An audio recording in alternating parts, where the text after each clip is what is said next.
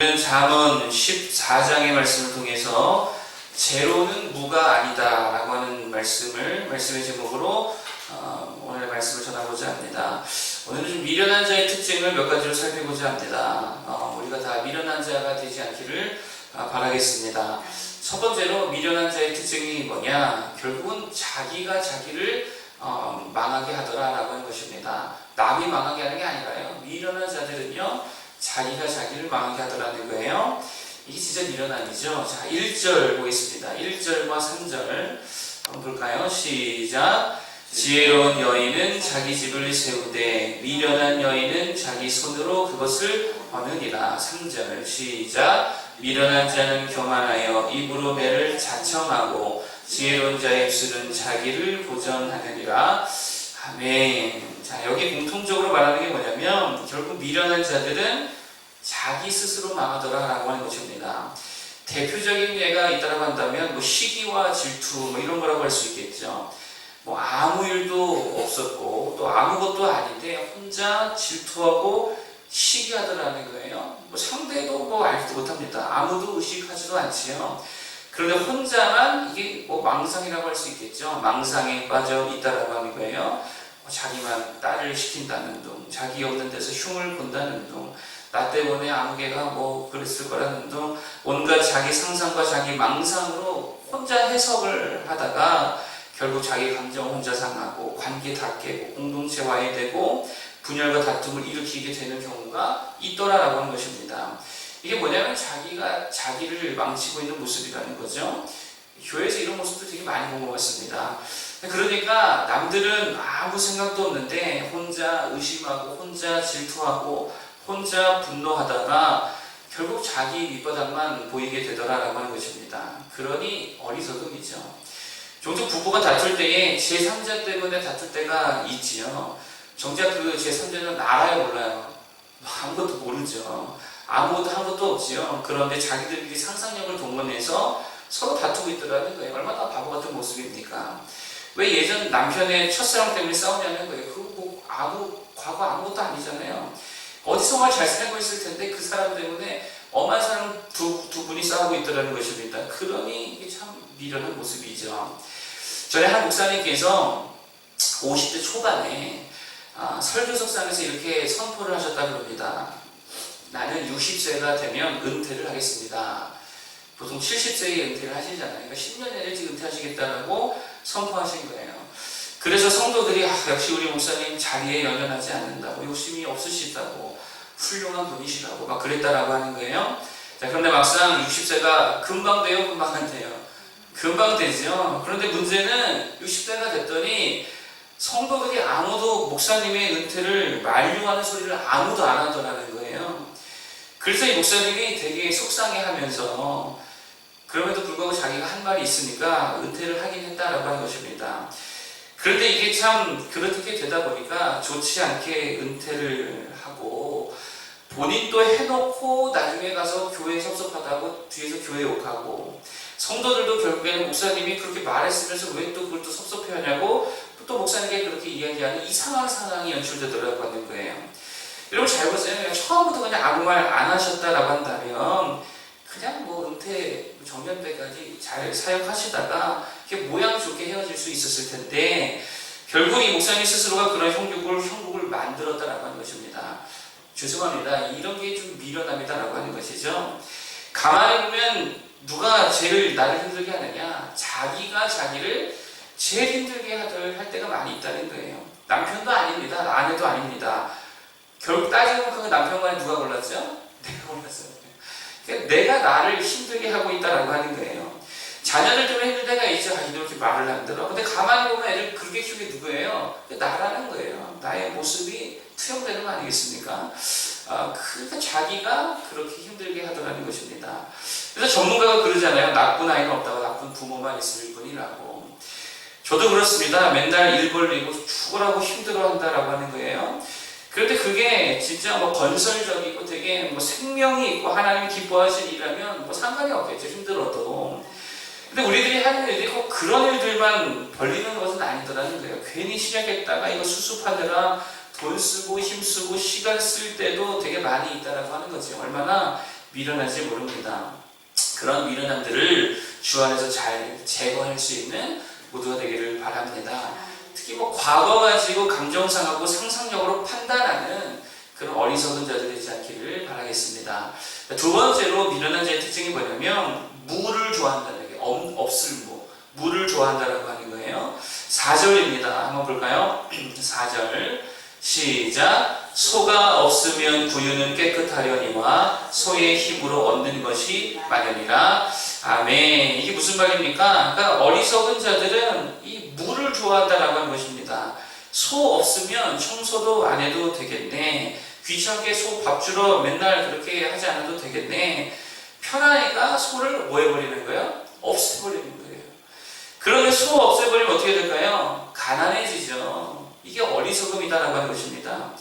우리가 되게 착각하는 게 있는데 그게 뭐냐면 제로, 0이죠. 제로와 무를 동일하게 생각한다라고 하는 거예요.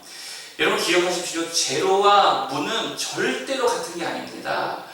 제로가 훨씬 더 가치 있는 일이라는 거예요. 여러분 그걸 기억하세요. 무슨 말이냐면 예를 들어서 이런 겁니다. 전도에서 열매가 없는 건 뭡니까? 제로죠. 전도했지만 열매가 없어요. 이건 제로예요. 그런데 그렇다고 전도를 아예 안 해버리는 건 뭐예요? 무예요.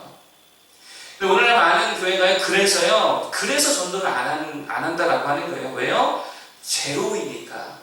제로니까 결국 이게 무와 같다고 생각해서 그냥 안 해버리자 이렇게 나아가더라는 거예요.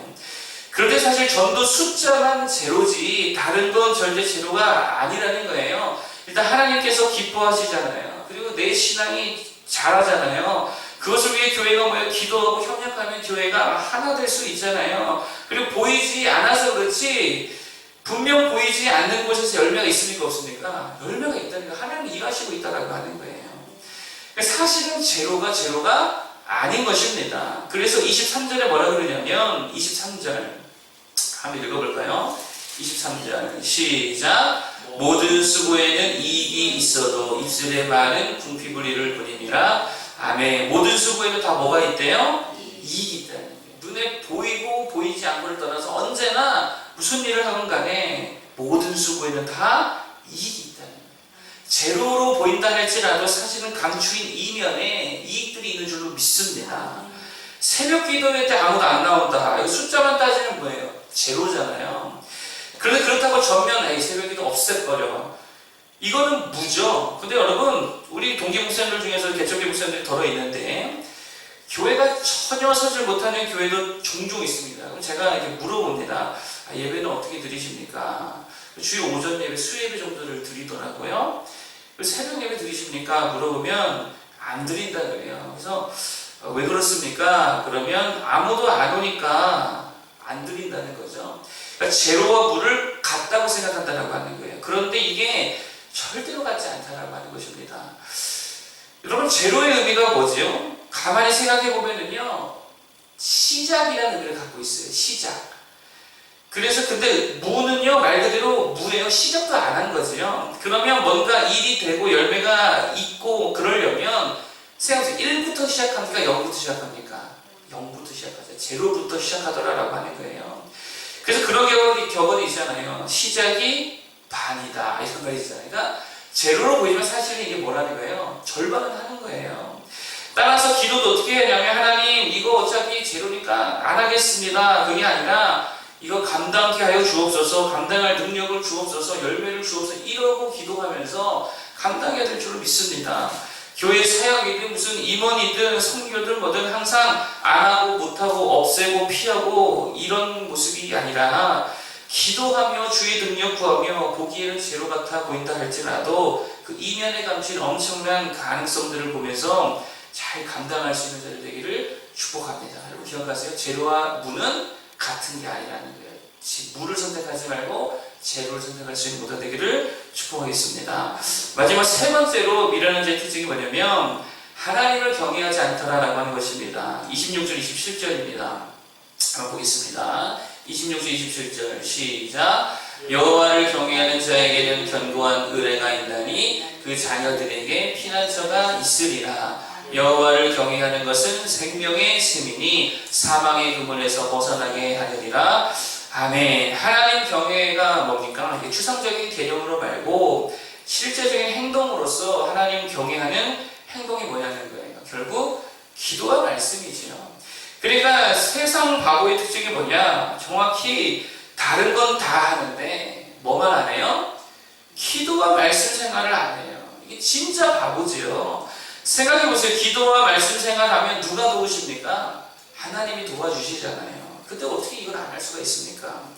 예전 무모한 도전이가 하는 굉장히 오래된 예전의 프로그램인데 그 프로에서 사람 25명과 포크레인이요 학교 운동장을 퍼내는 삽질 대결을 한 적이 있었습니다. 누가 이겼을까요? 게임이 안 되더라고요. 제가 아직도 기억합니다. 게임이 안 됩니다. 포크레인이 그냥 압승을 해버렸습니다. 그러니까 나 혼자 죽으라고 뛰는 거나 하나님 도움받아 하는 거나 어떤 차이겠습니까? 이 포크레인의 차이보다도 훨씬 더 큰 차이가 있다라고 하는 것입니다. 그럼에도 불구하고 기도 생활 안 한다, 말씀 생활 안 한다, 바보 중에 진짜 상바보다라고 하는 것이죠. 거기에다가 오늘 보너스로 하나님께서 뭐라고 말씀하시느냐? 하나님을 경외하는 자에게는 누구에게까지 피난처가 되신다고요? 자녀에게까지 피난처가 되신다는 거예요. 제가 이 말씀 보면서 얼마나 위로를 받았는지 몰라요. 우리 자녀들이 참 많아서 힘들어서 제대로 기도를 못하고 있는데 하나님이 피난처가 되시는구나. 하나님이 지켜주시는구나. 그냥 나는 하나님만 잘 되면 되겠구나. 네, 그런 위로를 내가 받았습니다. 여러분, 그러니 다른 건 다 못해도 뭐든 해야 됩니까? 기도하고 말씀 붙들고 하나님을 경외하는 일은 이거는 반드시 잘해야죠. 다른 건 다 못해도요 괜찮습니다. 하나님 경외하는 일에는요 정말 프로가 될 수 있는 우리 모두 되기를 바랍니다. 그러면 하나님께서 도우시면 풀려버릴 줄로 믿습니다. 오늘 미련한 자의 3가지 특징 말씀드렸습니다. 첫 번째, 자기가 자기를 망하게 하더라. 여러분, 그런 어리석은 자 되지 않길 바라겠고요. 두 번째, 제로와 무의 구별을 못한다. 없이 버리면 그게 잘하는 게 아니라는 거죠. 열매가 없다 할지라도 믿음으로서 기도하면서 감당하게 하면 주님께서 그 시장을 통해서 일을 이루실 줄로 믿습니다. 세 번째, 기도와 말씀 죽어라고 안 하는 게 미련한 자라겠죠. 무슨 일이 있으면 이것만 꼭 하는 자들에게를 축복하겠습니다. 기도하면 주가 일하시지요. 주께 맡기면 주가 일하신 줄로 믿습니다. 기도하겠습니다.